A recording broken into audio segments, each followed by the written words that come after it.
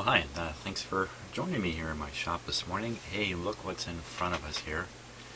The Westinghouse shortwave radio from, I'm going to guess, the mid to late 30s. And hey, I've done one video on this guy about a month ago. I brought him in here, showed him off, and he's a bit of a dirty, filthy mess. And I asked the question, hey, is this thing worth trying to fix? And I got lots of interesting comments about it. At the time I had it, I didn't have the speaker, which you can see back here now. So I have the speaker to work with it. And, you know, I think the feeling among all of you viewers in looking at it was better to spend your time, Jim, on something else rather than this radio, which is in such bad shape. But nevertheless, it's back here in my shop with its speaker, and it has had a little bit of work done to it. And unfortunately, I didn't do it here in my shop. I did it in another shop. I couldn't video it, but it's quite simple. When the radio was here last, it had that for a rectifier tube. That's a 5Z4. Couldn't find any of these to replace. This is the proper tube, but this tube is dead. It's got a nice big X on it now. The tube's dead. So we put another tube in that has the same pin out. Basically works like it. It's a 5V4. That's in the back of the radio here now. And this was the output tube. There's a little bit missing here on this output tube, I'm afraid. Excuse me. So I put a proper tube in, 6F6 output tube, and then using a similar system to what's in my shop with the dim bulb system, I fired up the radio.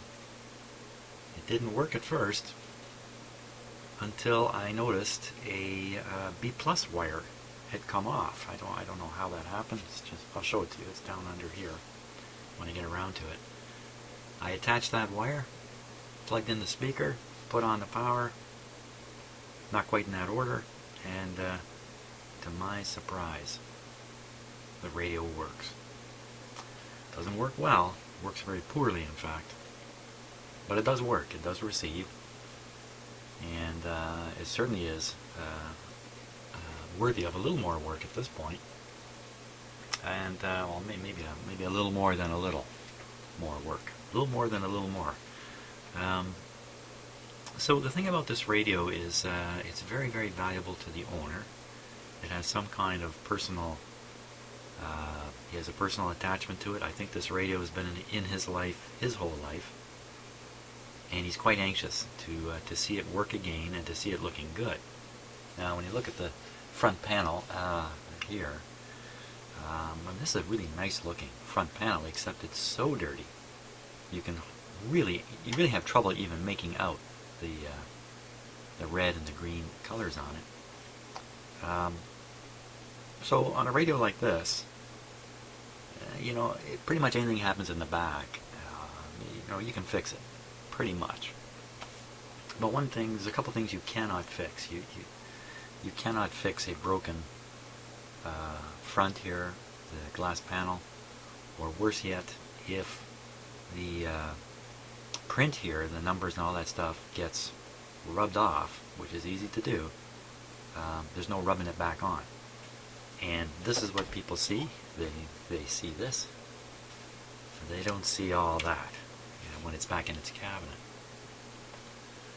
So that's something I'm going to have to really think hard about, how to clean this properly without doing any damage to anything, and ruining this prized possession in the process of trying to fix it. So first, we're not going to do anything with this initially. This will be one of the last things I work on. Give me lots of time to think about it. What I'm really going to pay attention to is the usual radio electronics inside, capacitors, all that kind of stuff. Now let's take a look at this gigantic speaker. Holy smokes, look at this thing. Wow. I got to back my camera up just to see it here. It's a big, big speaker. Look at this. Look at this. It's got a big tear in it that's been repaired previously, and the repairs has popped off. And I can repair that again. Maybe do a little bit of a better job. So I'm looking very carefully for little tears around the. There's one there, I think.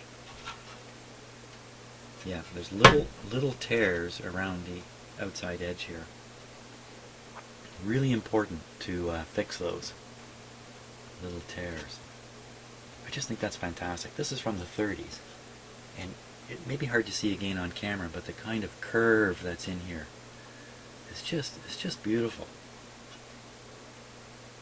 So there's no protector in the middle here to keep dust from getting in. So depending upon how the speaker has been, and I don't see a lot of dust on the front of it, there's a high potential for dust and dirt to get right in here. Cause problems. I think it's okay though. I don't want to poke around too much. What a beast. Okay. And this must have a great big field coil in here. There's no permanent magnet. Back when they were making speakers like this, there weren't they didn't know how to make permanent magnets strong enough to sit on the back of the speaker and do the job, so they used a coil here to generate the magnetism. And then being clever electronics people that they are, they use that coil as part of the power supply filter. Interesting enough. Look at that. I don't know if you can see it. I guess you can. Kind of look up in here. You can see some white stuff. That's a big spider's nest in there. Probably from 20, 30 years ago. So although the front of it here hasn't got a pile of dust on it, the back here certainly does.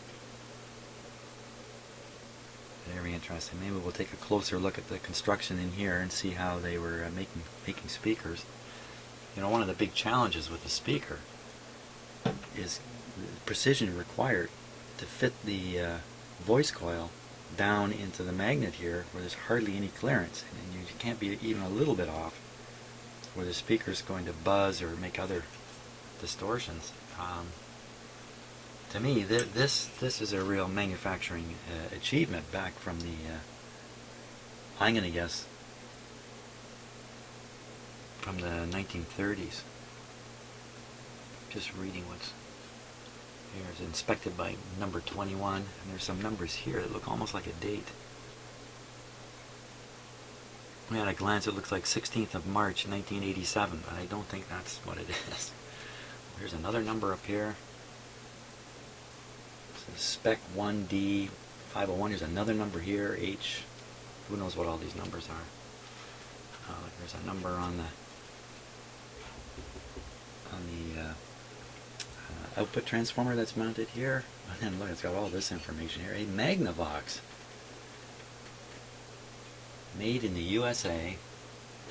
Magnavox, the Magnavox company, Fort Wayne, Indiana, and throughout the world. Apparently here in Canada. Model, I think it says 172.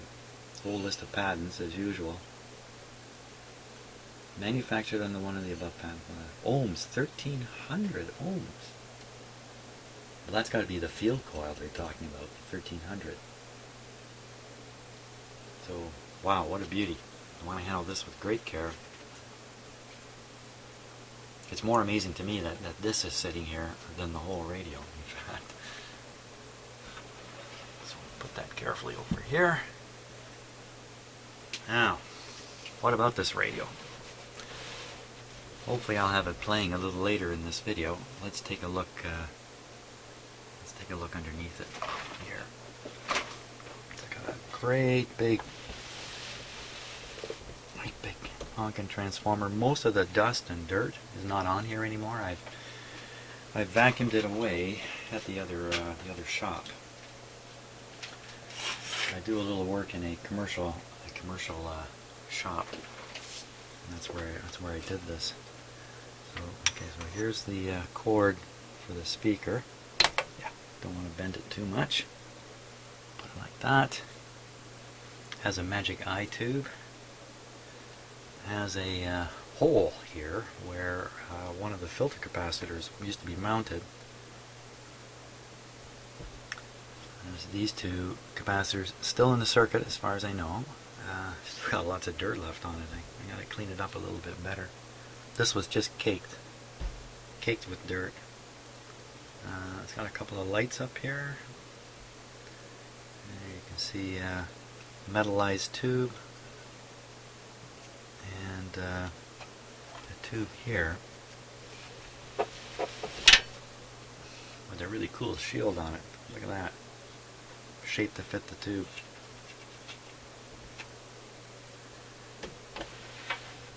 Okay, let's flip it up here.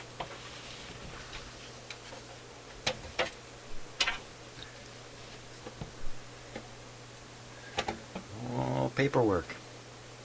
Oh good, model 622. That's right, I knew that.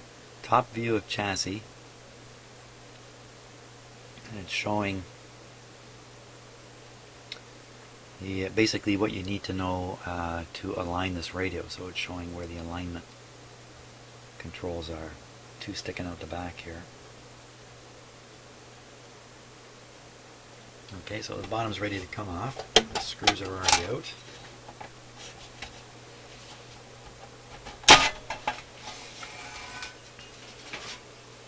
And there we are. Radios of the 30s.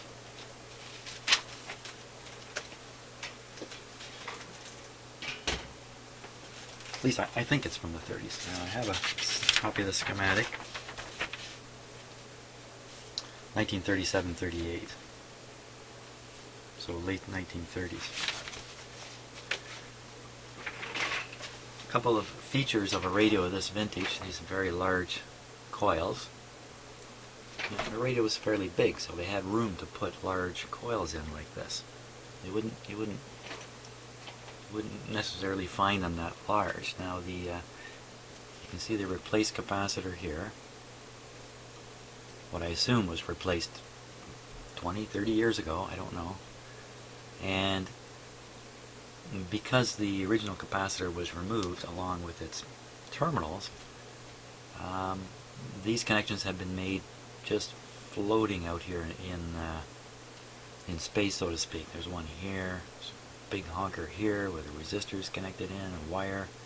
There's this taped up lump, and all these wires are as stiff as can be. So not going to be any bending of these wires without consequences. So are any other parts replaced? I don't think so. It's hard to tell because parts could have been replaced 40 years ago and they would look pretty old to my eye. So for instance, I'm looking at these molded capacitors here. Sealed tight is their name. It's kind of funny because they're not sealed tight. These are really just paper capacitors with a plastic case on them.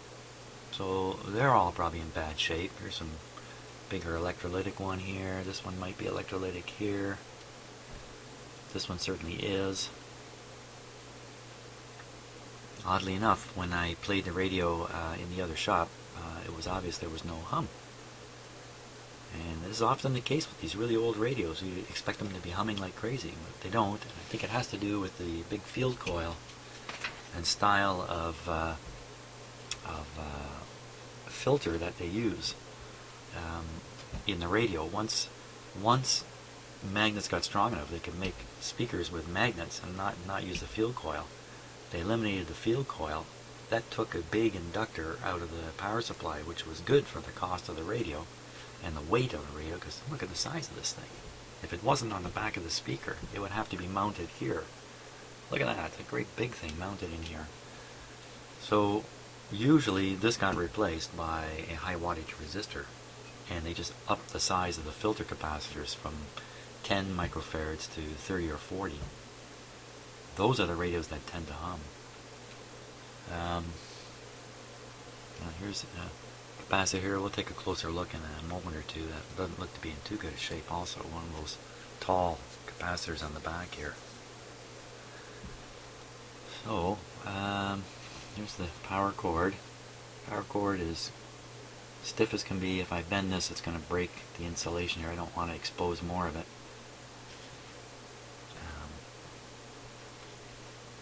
And you can see a lot of taping going on down here. Some previous repair guy did this. Tape. And what's happened, I think, is this was the on-off switch here. You can see the terminals for the onning and offing right here. There's nothing connected to them. So you'd think the power cable would come in and make its way to the switch here to switch it on and off. But instead, if you trace these wires, you'll find this one. See how that's a piece of lamp cord. It's flexible, so it's relatively new. And it's been attached and brought up here where there is a control with another switch. Now, why would there be two switches? Well, this is a replaced control. Another way to tell, again, we'll look at it more closely in a moment, is the style of this piece here. It's a giveaway. That's a replacement, and so is this. This one here is also a replacement, or so it appears to me. So, like anything that's been around since 1937, it's been in the shop a couple times and had work done to it. Yeah. Well, I think the fun thing to do would be to turn it on at this point.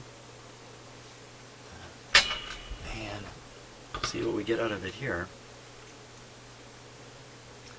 Okay.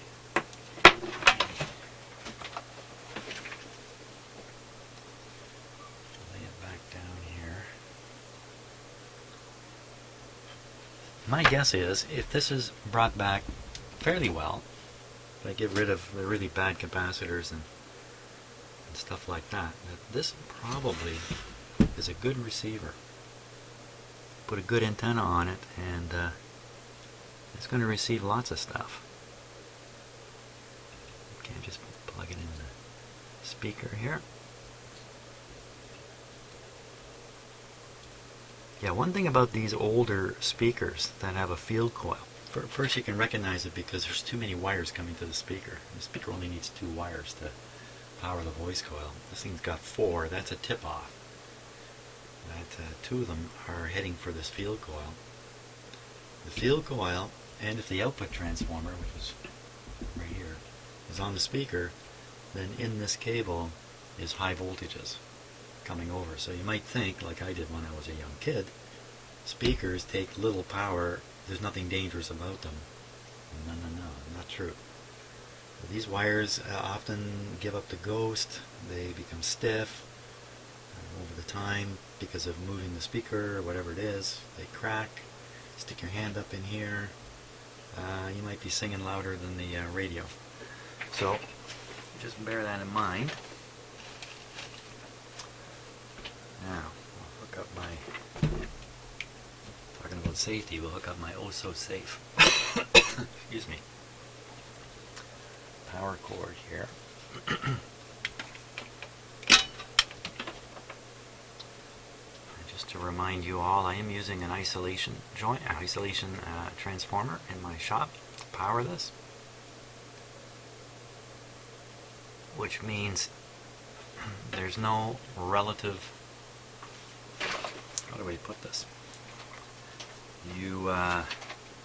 That the earth ground is no longer part of the power circuit of this radio when I use an isolation transformer, and if I should be grounded, like by touching my metal bench here, I should be able to touch a live part on the radio and not get a shock. Not so important with this older radio. This older radio's got a big transformer. The transformer provides isolation from the power system ground. Not necessarily, but normally. But in any case, I always power these up now with an isolation transformer. It's just become my practice. A strongly encouraged practice by my viewers, because I used to do this without it. Do this work without. If you don't know what I'm talking about, there are lots of videos about isolation transformers and safe work in a shop like this. You know, I don't dwell on that stuff because I'm really not trying to teach anybody anything. I'm just trying to fix the radio here, and I'm happy to share my radio repair journeys with you. Okay, so we got it plugged in now. I better put an antenna on it.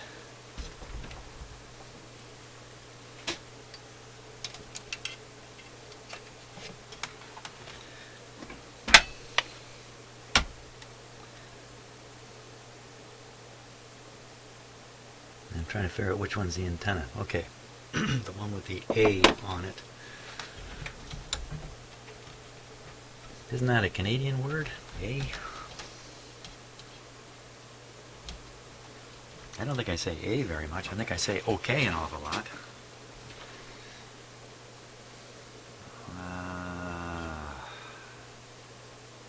Okay, now. See, I say okay a lot. So this is the one switch.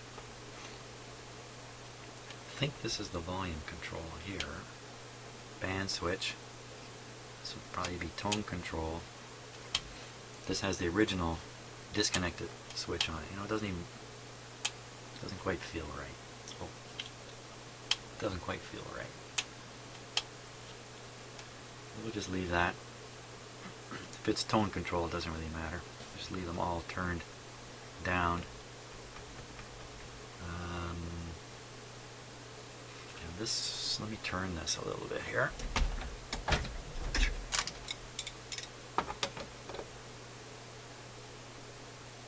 Oh boy. Oh man, guess what? Oh boy, I don't know about this.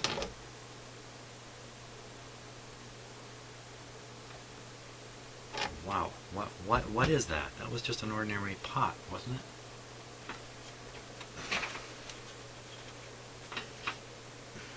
Ah. Yeah.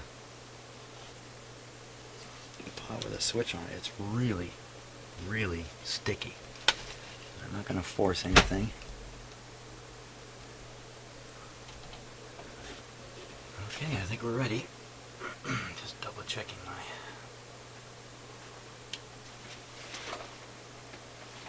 Now, if I remember right, the lights here don't work. So, are we ready? I'll make sure we're on maximum restriction here. That's a 40 watt light bulb, by the way, that I'm running the power through before it gets to the radio here. Speakers in. Okay, I think we're ready. Okay, I'm going to apply power. I think the radio is switched on, but I'm not so sure. We'll know from the lights. There we go. Yep. The radio's on. Okay, I'm just looking and watching. Tubes are warming up.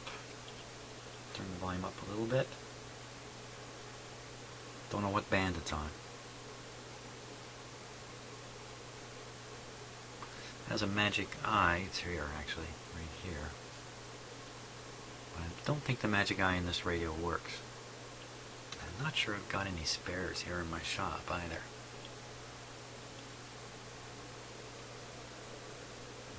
Okay.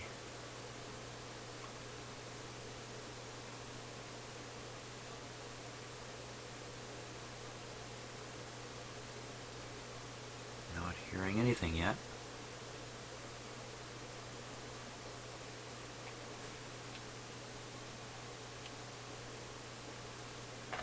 Oh.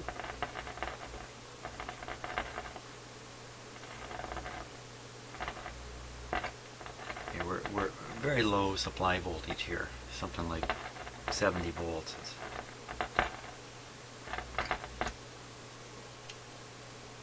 Yeah, this sounds like this is the volume here.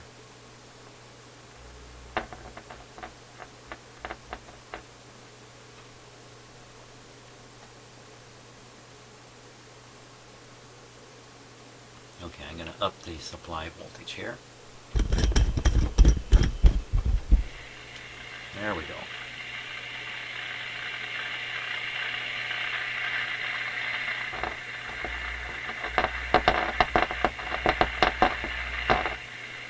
Wonky control there. You can hear that hum that comes. That hum. Now that's from the contacts here becoming high resistance or even opening. And then the volume control works more like an antenna than it works like a volume control. It begins picking up a hum. Let's tune it. Oh, look at that. And I would use it more often because I am oh my gosh. And happenstance, I would randomly put my phone somewhere, although I've never used it. And so it would enable you to track down something you've misplaced. And this guy thought, well, if I placed it in a cab, this will be easy. I'll go get the phone from the cab, who it may have slipped between the two. Some young man, 18-year-old, went to recover his stolen phone using the Where's My Phone app. You know, that you can find out where your phone is gone if you've left it somewhere or somebody took it. And he went and confronted the young men who took it. This is in another city, not in Toronto here. And he got shot to death over his telephone, and everyone's thoroughly upset. I'm sure the perpetrators are going to be caught. I can't imagine how they're not. Unbelievable, eh? Over a telephone. Oh my God. Gee. Okay, anyway.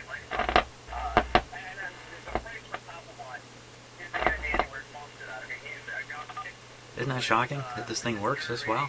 I'm stunned.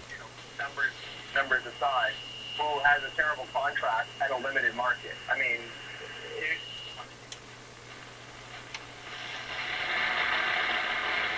now most of AM radios, it just go nuts in my shop with all kinds of buzzing like this, but I mean, to the point where you can't pick up stations. Look at this radio work. Isn't that amazing? Coach John Cooper was singing Earth. It's fantastic. Winds are low 14.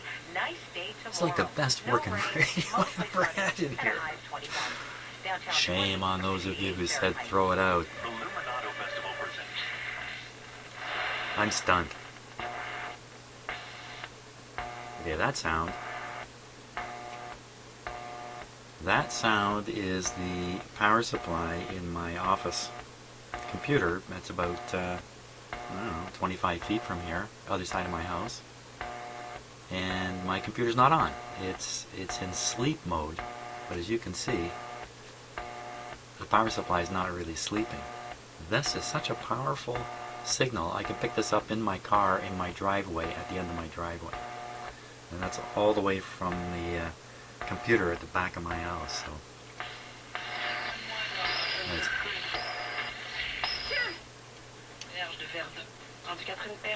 unbelievable. And you know, the sound is really good. It's really, I mean, the speaker's face down here. I'm stunned.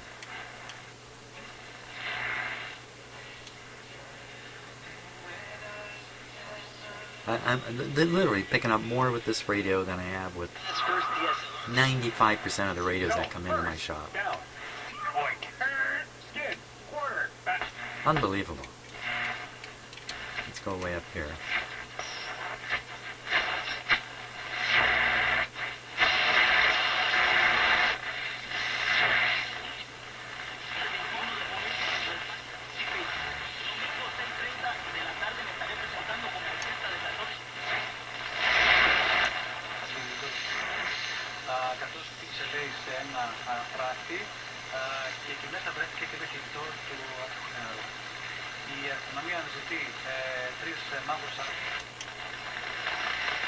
The scale goes up to 1700.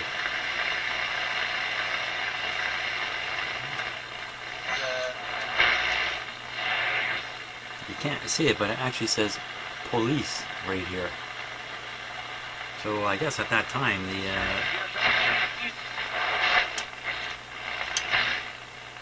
let's see, there's a station at 1580.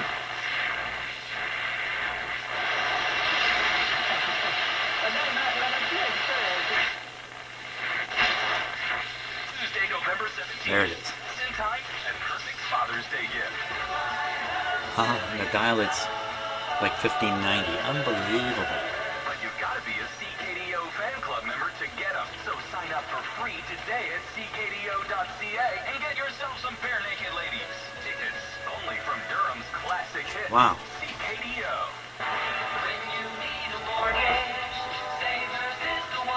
Yeah, that's all. What are those people so happy about anyway? We'll change bands here. You can see the band change indicator. So we're on one of the two shortwave bands.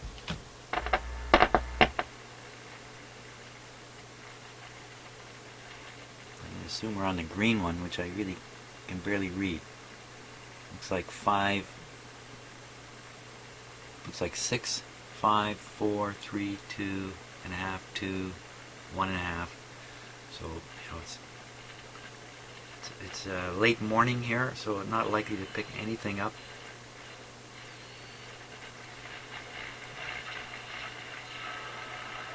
Any broad? Oh.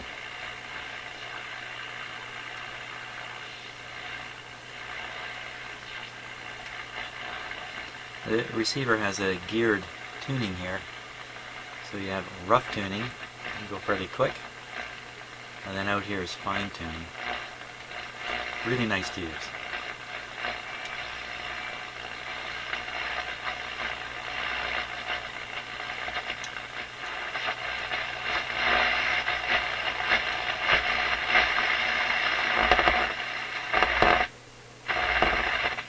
Let's go to the next band.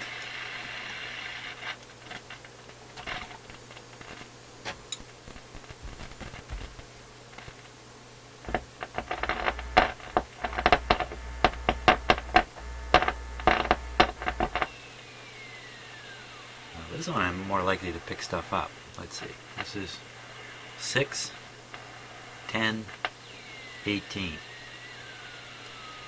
So anywhere up in here I'm liable to pick up something. Let's see what we can find.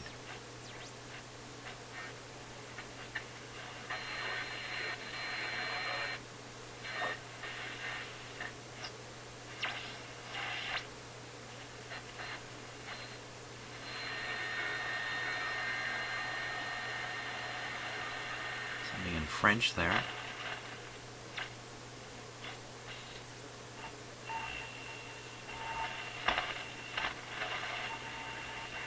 Teletype.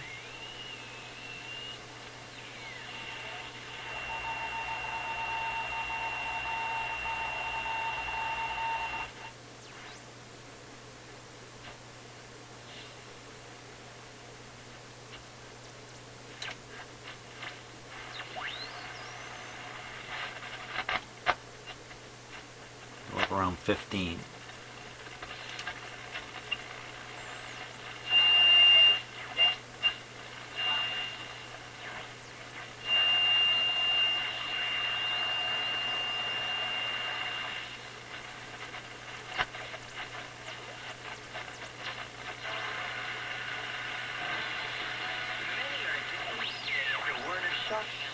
Against a Minnesota-based talk syndication company known as GCN.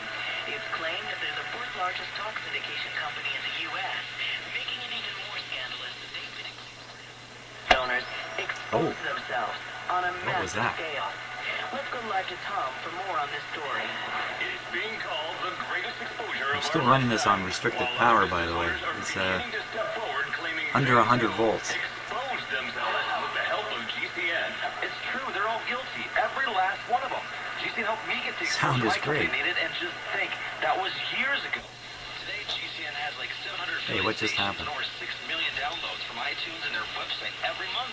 Imagine the exposure. See, the tuning seems to shift. Expose your business to the masses. Email advertise at gcnlive.com.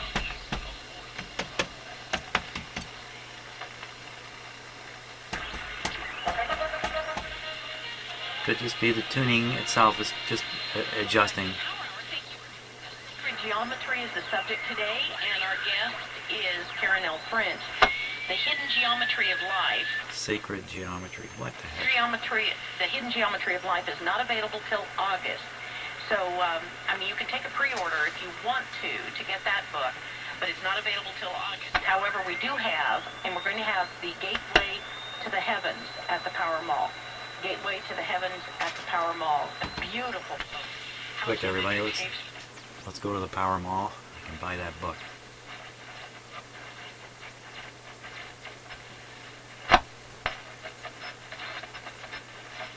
Funny sounds coming out of this radio. Those pops. Doesn't sound too good.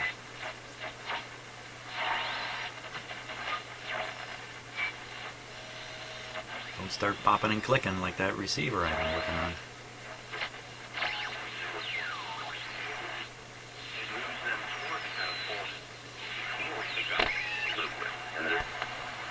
It's jumping around. How far down certain paths you've gone, if you never choose.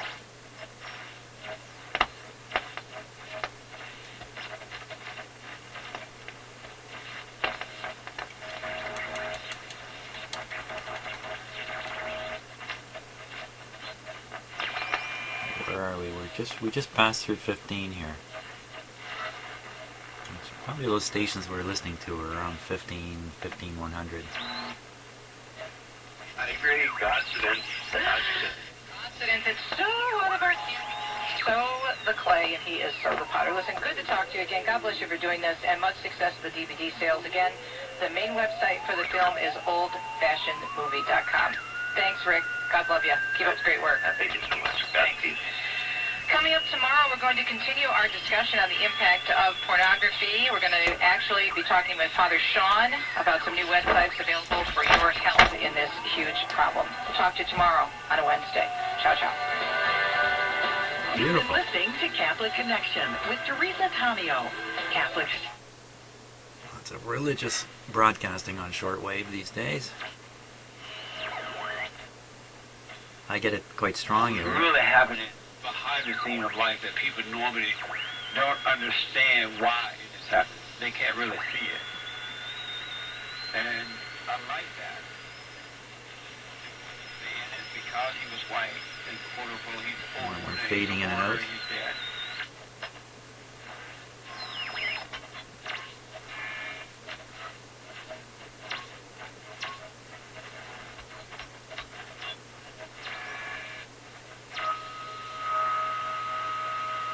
Stuff like that. I don't know if that's, coming in from far away or if that's a local source of interference even in my house here. I don't know what those are. That kind of stuff. All that stuff. Okay, we're up around 1600. Shoot up to 17. Oh, I'm reading the wrong dial, for crying out loud. Didn't I make that mistake before? Okay. 16, oh, we're up around 19, 18. We're up around 18 already. So, I think we're way out of the broadcast band.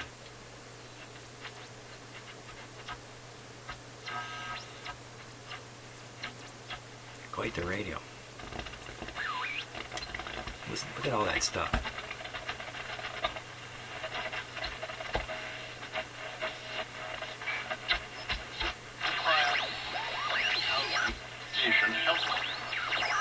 To say that these other rights belong to some people, but not to all. They obviously do not. Down, down, down, down. Let's go right down to 10. Ooh, it got a little quieter, didn't it? Let's see if we can find WWV here.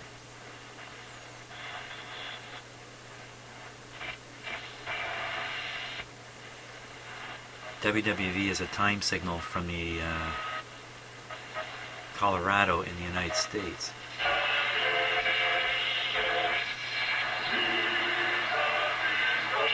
More religion.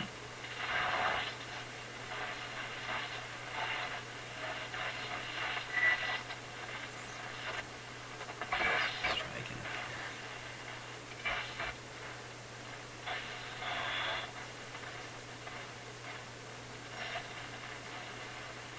Not showing up. Let's go up to 15. Back up to 15 and see if I can get WWV up here.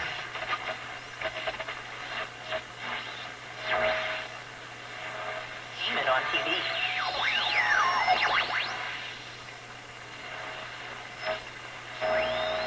The dial's way off. I'll have a hard time finding it.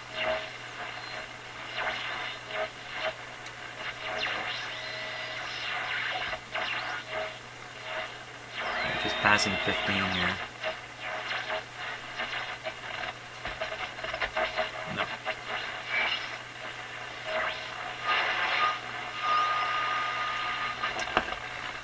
way down around 7 here.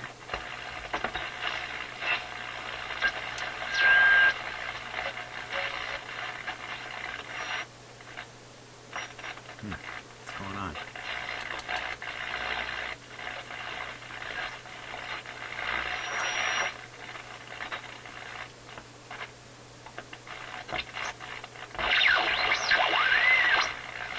Now that sounds like some kind of internal oscillation to me, this one. Super duper sensitive.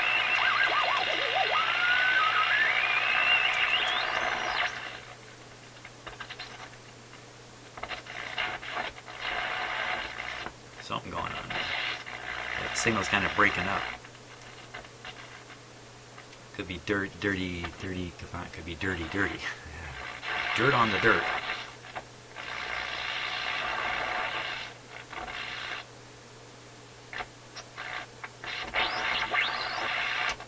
It's very skippy down here.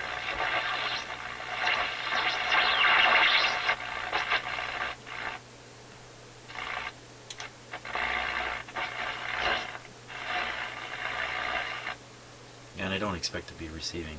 Oh, it got really quiet down there. I can't turn it all the way.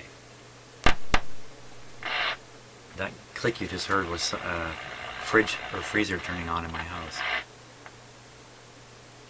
It's very stiff down here. Well, okay. That's just the coolest.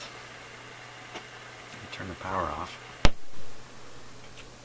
That is, that's a shocker to me. Although I've seen this quite a few times now. Take an old beater radio, it looks like there's no chance of it working. Replace 1 or 2 tubes or do some very minor thing to it and presto, it's working. A stunner to me. It's full of those old capacitors. You heard it. It's almost as if I shouldn't do anything to it. But there is some popping and clicking, some shifting of the tuning a little bit. I don't know what that is. We all like to think that's a capacitor failing. That's always the number one thing that's in everybody's mind, including my mind. But it could be as simple as dirt on the shaft of the tuning capacitor. Who knows? Let's just take another look underneath here. Disconnect that power cord for safety's sake, even though the power's off. I don't like that cheater power cord too much.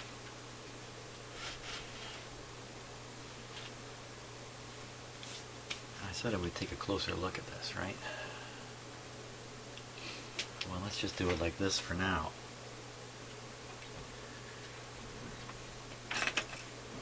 Fantastic. So if we're going to do capacitors, 1, 2, 3, 4, 5, 6, 7, 8, 9, 10, 10 of the paper capacitors that we all know really shouldn't be trusted this far out. Let's see. Electrolytic, electrolytic, electrolytic. Great big honker here.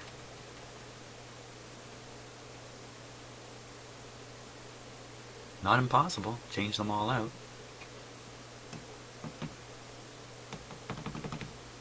It's not going to improve the radio's performance that much because it's actually performing really quite well.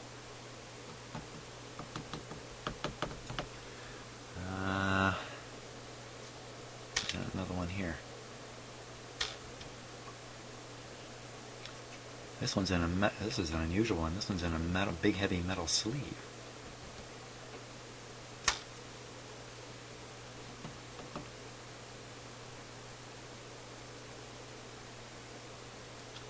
Well, I think my guess is the person who owns this radio is going to want to play it with some regularity. going to want to demonstrate it to friends and relatives, that kind of stuff. And considering how well it works, you could sit and listen to this. You could search the shortwave bands and sit and listen to it. And the AM sounds great too, actually. So this is a very listenable radio. So if you're going to start putting hours of operation onto this, it's probably a wise move to get rid of all these older capacitors. It's not like the radio is pristine. It's had this switch thing done, potentiometer changed, this capacitor stuffed in there, some little bit of rewiring. Oh, there was another problem with this radio too I didn't mention, and that was this very light wire here. Not even be able to see it in the camera, coming from this coil, had been knocked off this connection here. And that would have just deadened the radio. And the B plus wire I didn't really talk about is right here. It's this red wire here, and it came off of a terminal way down here. You know, obviously another thing I would do is replace the power cord all the way out. Get rid of all this stuff, all these taped joints here. Although, take a look. I mean, they've survived. This looks like friction tape to me. And it's gone hard, but, you know, hard isn't always bad.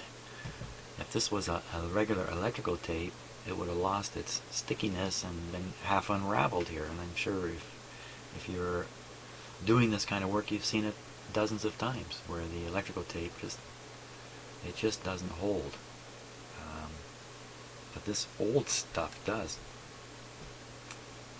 Funny, eh? Here's an interesting connection right here, which again, you might not be able to see the detail of it, but it's just two wires wrapped around each other. The one wire is not connected. It's just disconnected. So this is a legitimate electronic technique, if you like. You don't want to look at this and go, oh, what's going on? Unwrap this. Of course, it's solid as a rock. You can't unwrap it, but we'll no doubt find that kind of stuff on the schematic too. So it'll be real interesting. We'll do this. When I go to do it, we'll do it a couple capacitors at a time. We'll test the old capacitors and see what kind of condition they're in, and we'll play the radio and try to come up with some objective measure of improvement in its operation. But really, it works so well. I'm not sure we'll ever hear any improvement in its operation. Maybe that jumpiness, maybe that'll disappear. Maybe there's a capacitor here that's acting that way. Somehow I don't really think so. So okay, I've stared at this long enough, and oh my God, I've been going 50 minutes on this. Well, you know, when a radio works well like this, I just love tuning it. I don't get much chance to actually sit and listen to radios. Isn't that something? And so when I get the chance in my shop here, I tend to take it. So I hope you enjoyed that. A surprising result from the Westinghouse 622. I'll see you on the next video.